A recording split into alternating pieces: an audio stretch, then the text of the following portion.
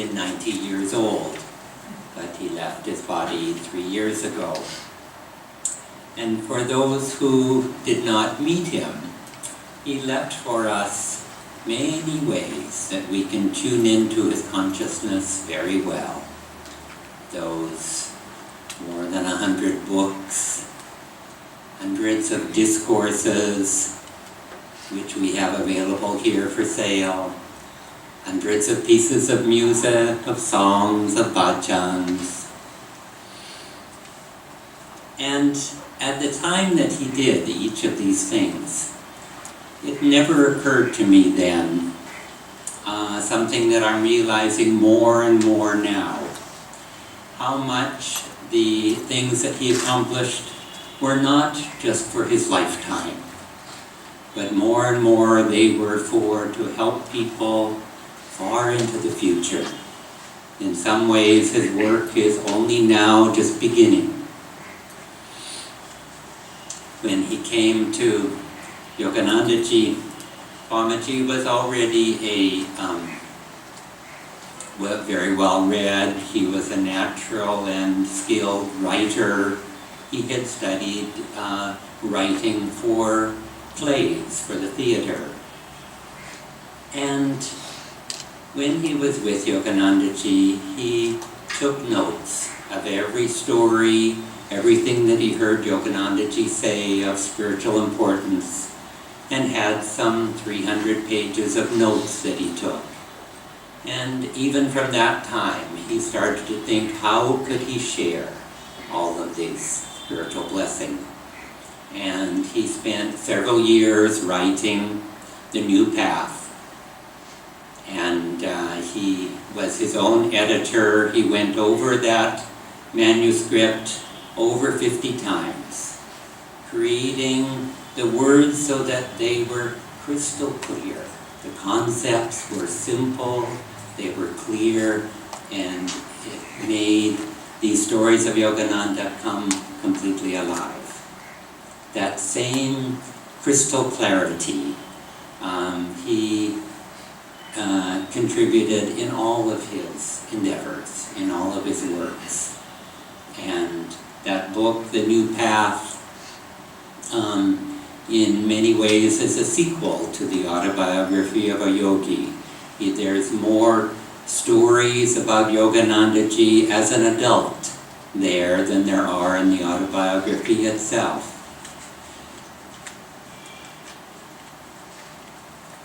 And other books of Swamiji's were different. The Bhagavad Gita he wrote, it was just no less inspired, but he wrote it very quickly, almost as fast as he could write. The ideas came to him, were given to him. And there's another aspect of Swamiji that's harder to see, not having known him in person. And that is how he worked with people spiritually, how he guided them. And this we can see very well through two books. One is Swami Kriyananda as we have known him by Naya Swami Asha, and the other is Swamiji's own book, In Divine Friendship is called. And it's a book of letters that he wrote to all sorts of people wanting spiritual advice, asking every conceivable question. And I was his secretary for many years, and I saw many of those letters because I typed many of them. And there was one example of such a letter is one that he wrote me once. If you know the operetta of Gilbert and Sullivan, Pirates of Penzance, one of the characters, Frederick, is described as a slave to duty. And I was definitely this way myself, and perhaps in some ways still am. I think that Frederick and I needed to learn the lesson that Sri Krishna gives us when he says that when a lesser duty conflicts with a higher duty, then it's no longer our dharma. And I think I started early with this habit. My mother was raising 4 children alone with very little money, and I learned I needed to take on a lot of responsibility at a very young age. And it seemed that whenever the other kids were out playing, I was doing chores or I was delivering newspapers to earn money. And I think that habit just stayed with me. And after I had been with Ananda for some years, I was in a dilemma. I had promised some people to work with them on a project, and then over time they changed. Their interests changed. We no longer were on the same spiritual path. We no longer had the same ideals. And I felt like I was being taken out of my center, and yet I had given my word. They were depending on me. And so I was torn, I was confused, I had no idea what to do. And I wrote Swamiji, desperately wanting for him to tell me just what I should do. And he didn't. He didn't even give me, a mild opinion.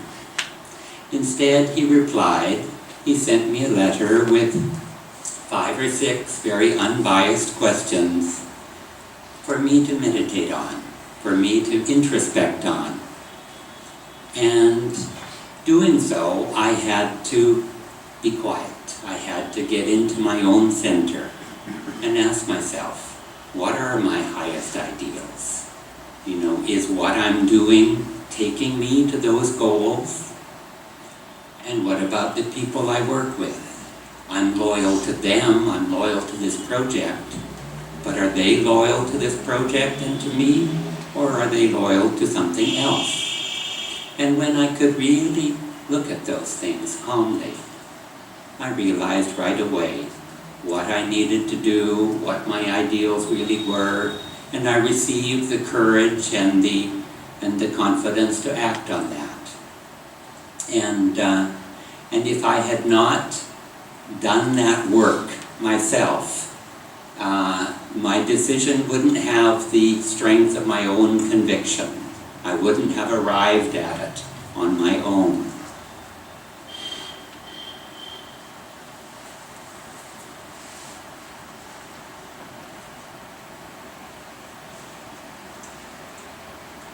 Swamiji, this is just one example of often he would not give people the easy answers that they were wanting from him.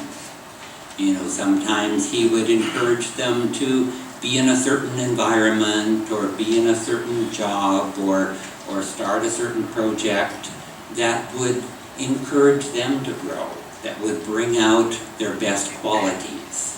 And in that way, they, by themselves, they become a stronger person rather than listening to his advice. And he can certainly continue to guide all of us more and more now, the more that we can tune in to his wisdom and guidance inwardly. He would often close his letters with the words, "In divine friendship."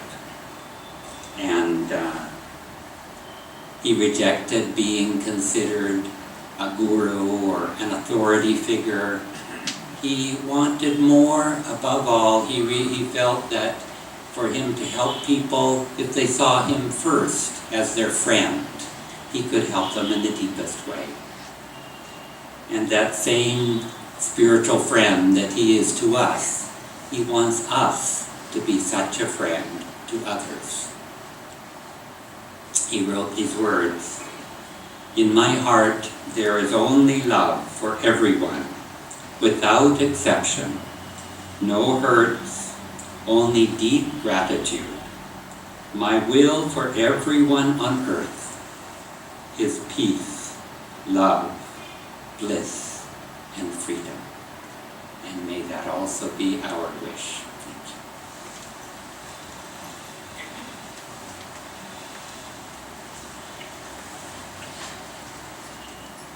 It's such a joy and honor to be able to speak about Swami Kriyananda.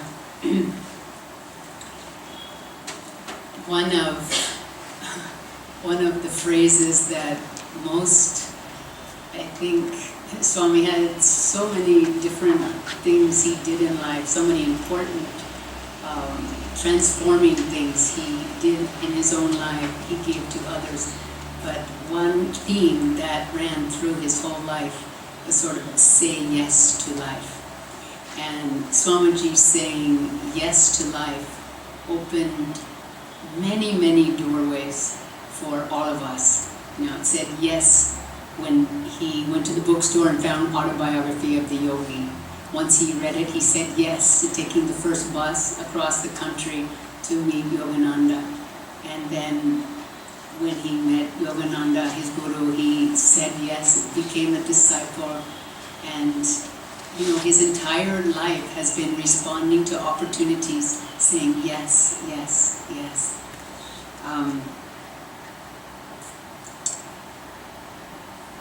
This story of Swamiji, I was chanting a lot of chants having to do with light this morning. Swamiji reminds me so much of just a being of light.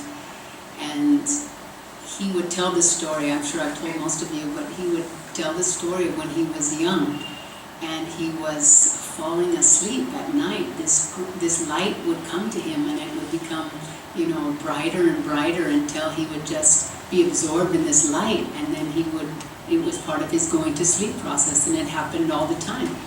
And you know, he loved going to sleep. He loved this experience of light as he was falling asleep. And then as he got older and old enough to talk with his friends and maybe his parents too, he found out that that didn't happen to everybody. And so he quit talking about it because he realized this was something that, you know, he didn't have in common with everybody. Maybe he thought he was odd, or it just wasn't a normal thing. So wanting to be more normal, he started to put that experience aside. And it wasn't until he was 22 years old and had taken the bus across country and was with his guru in his ashram and started to learn the techniques of meditation being taught by Yoganandaji. And once he started meditating, he again had that experience of light, that same light that he had been experiencing as a child. And what he told us is that that infinite light that he experienced as a child was an eternal moment, and that when he experienced it again at 22 years old, it was as if no time had passed. It was the exact same eternal moment of now when he was experiencing that light. And he spent so much of his lifetime helping all of us also tune into that light. Out of all the things that Swamiji has done, he's a great author, he's a great composer, wrote so much music, playwright, he's a founder of communities all over the world. He's one of the most perfect disciples that I know of on the planet. I think that one of the things that I love and adore most about Swamiji is that also he is a great yogi. And I just happened to be listening to this talk by Swamiji the other day. It was a Kriyaban retreat at Ananda village. And I just wanted to play you a few minutes, it's like 2 minutes of a talk. And just listen to Swami's voice here today, just to feel his vibration and listen to what he has to say just for these couple minutes. The reality is that it isn't just vaguely going into the silence and God will do it all.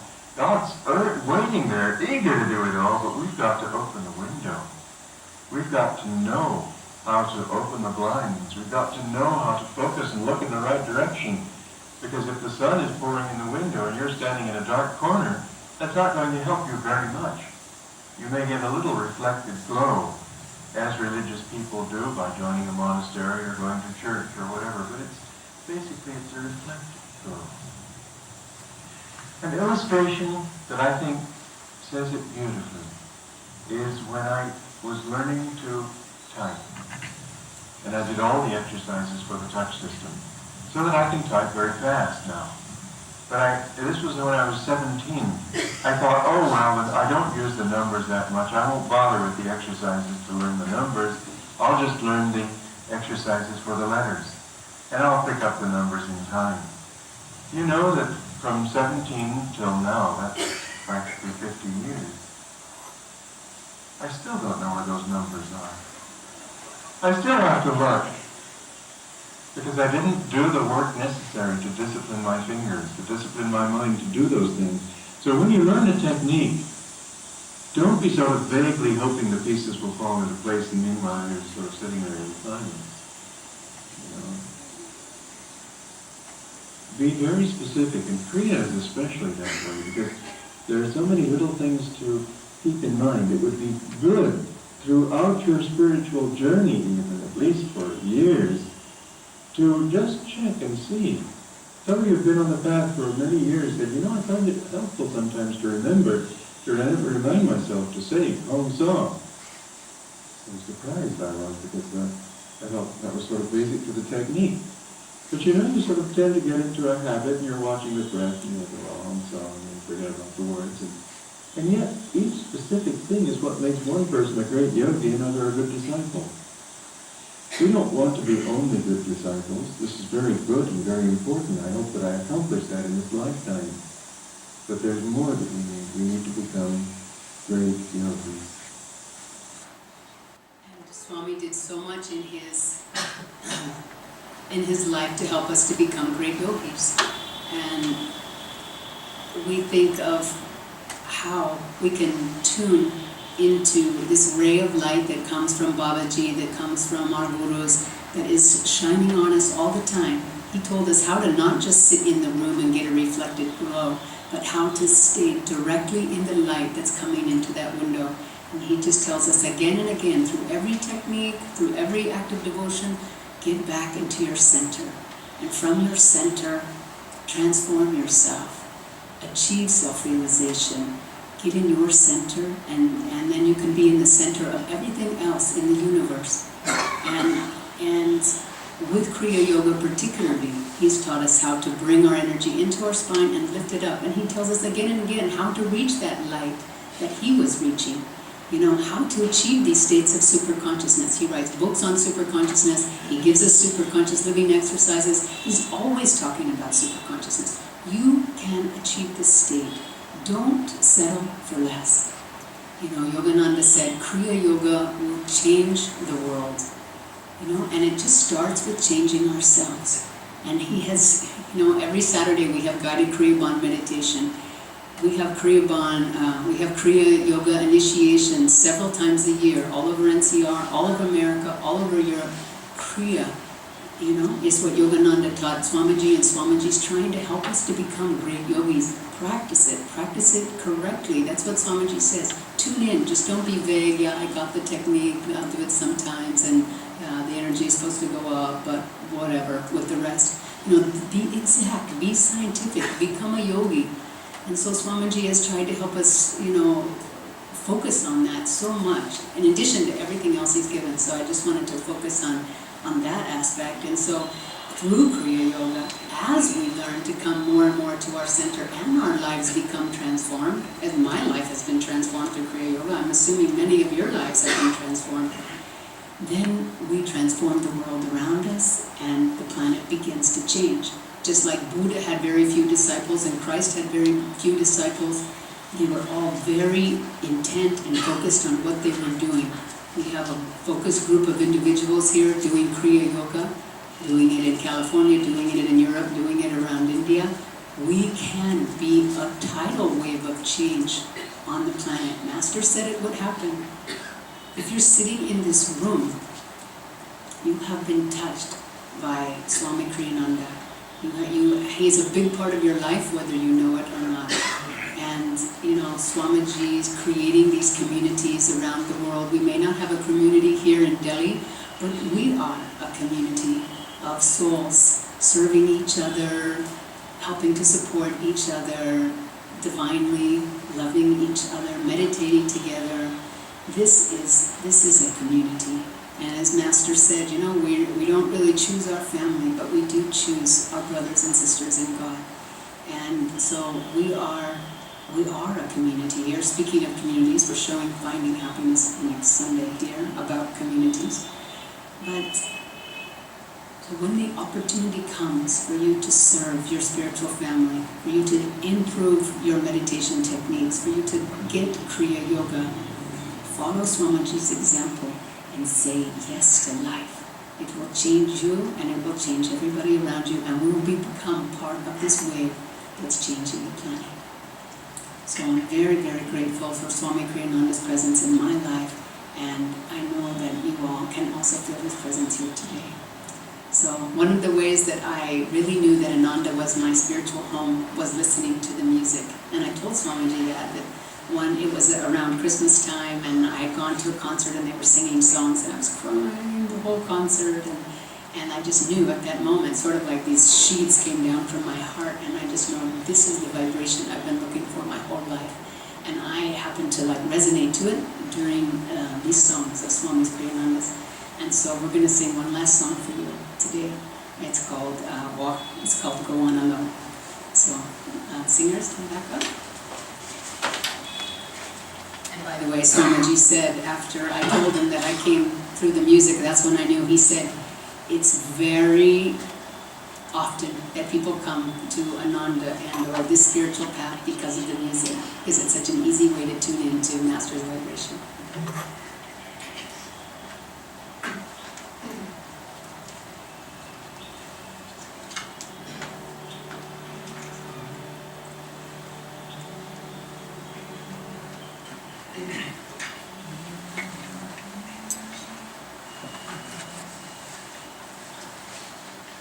Walk like a man, even though you walk alone.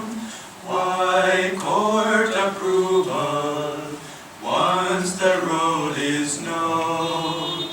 Let come who will, but if they all turn home,